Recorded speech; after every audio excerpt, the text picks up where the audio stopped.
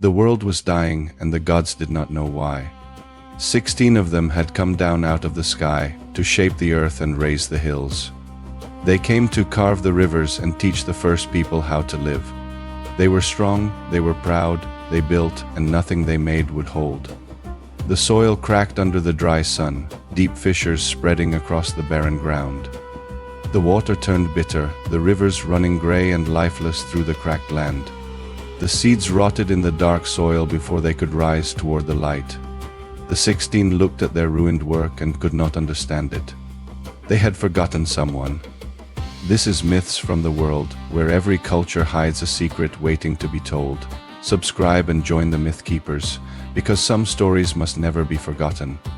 Her name was Oshun, and the proud gods were about to learn that the world could not live without her. There is a river in the land of the Yoruba that has run since the world was young. It moves through the forests of the south, slow and green and patient. The people call it Oshun, and they have called it that longer than anyone can count. The river is a goddess, and the goddess is the river. To stand on her bank is to stand in her presence. Her name carries across the water in the old songs, Oshun, the owner of the cool waters, the one who heals the sick with sweetness. Above everything sat Olodumare, the supreme being, the breath behind the breath of the world. From Olodumare came the orishas, the powers who walk close beside mankind. Oshun was one of them, and each held some piece of the world in their keeping. One held the thunder, one held the iron and the forge, one held the wide salt sea, and one held the rivers, the honey and the gold. That one was Oshun. She was beauty, but she was never only beauty. The people who saw only her face made the oldest mistake there is. She was the cool head in the hot quarrel. She was the word that ended the war. She was the patience that wears down stone. She wore brass at her wrists and ankles, and it sang when she moved. Yellow was her color, the yellow of poured honey and bright gold. She carried a fan of peacock feathers, a mirror, and a small pot of honey she never let out of her sight. The honey was her secret. With one taste she could turn an enemy into a friend and make the bitter thing sweet. She was a healer before she was anything else.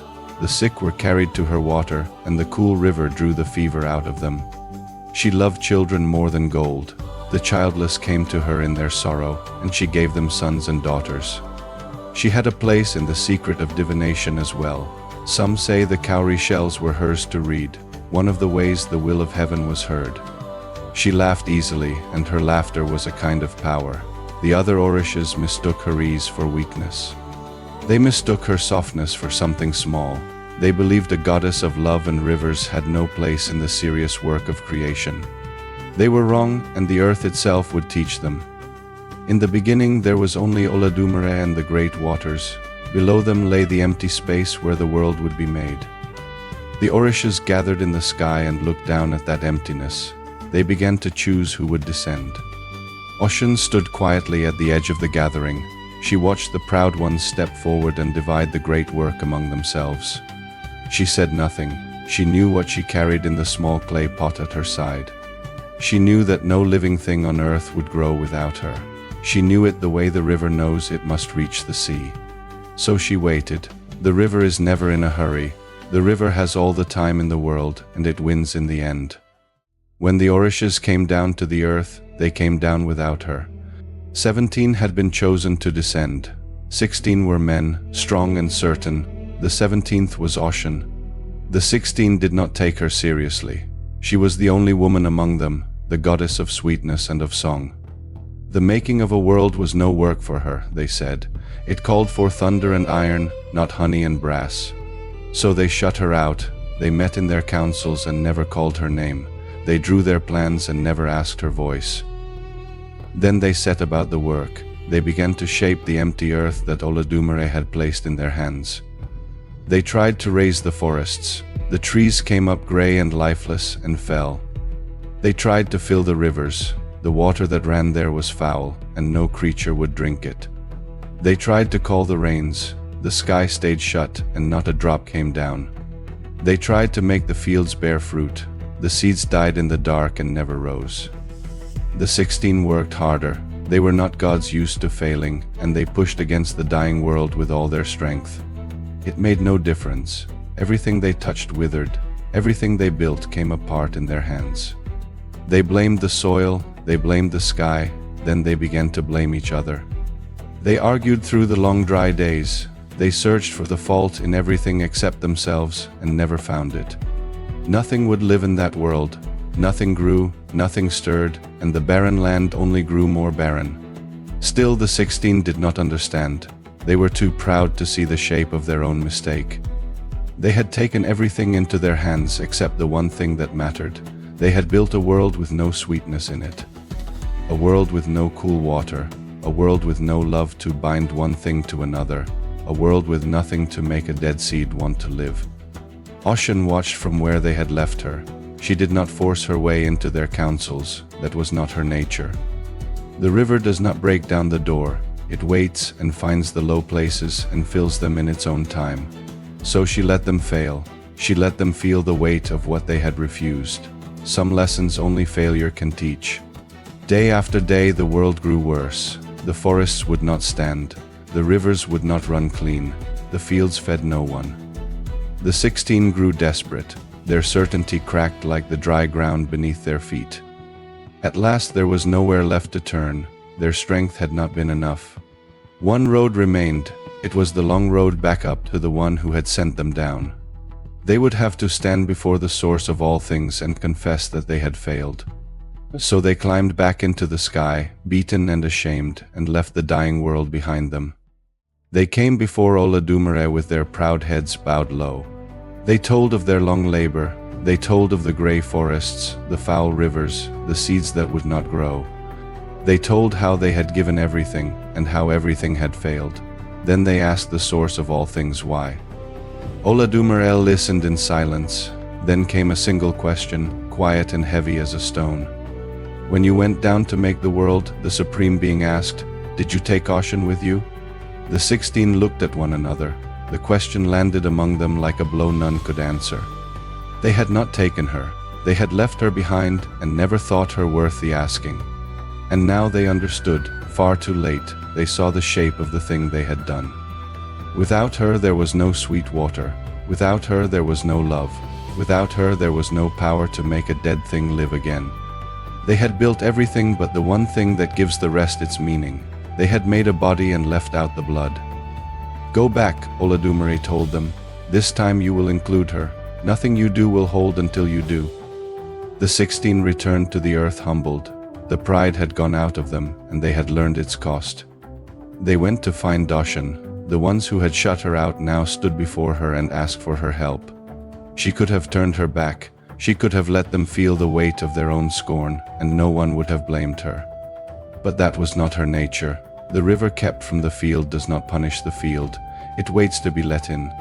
So Oshun agreed. She took her place among the powers of the world and gave her sweetness to the work. And everything changed. She let her waters move across the dead land. The rivers ran clear, and the water was good to drink. She poured her sweetness into the cracked soil. The seeds woke in the dark and pushed up toward the light. The forests rose tall and living. The rains broke open and came pouring down. The fields bore fruit. The animals came and fed. The first people walked in that living world, and they grew strong, and they laughed.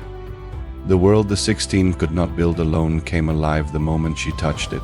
It had only been waiting for her. She did not gloat. She did not name their failure aloud for all to hear. She did not have to. Every blade of grass spoke for her. Every flowing river called her name. The proud ones had learned the hardest way. There is strength and iron and thunder. And there is the sweet water, without which none of it means anything. They had forgotten her once. They never would again. From that day her place among them was certain. They had learned what came of leaving her out, and they did not make that mistake again. The goddess they thought too soft had turned out to be the heart of it. The world ran on her sweetness. But the world does not stay saved. There came a time when the rains failed again. The sky shut tight over the earth. No cloud crossed it. No drop fell to the thirsty ground. The rivers shrank into their beds. The crops browned in the fields. The old hunger crept back across the land. The people cried out to the orishas, and the orishas knew there was only one thing to be done. Someone had to go up to Oladumare.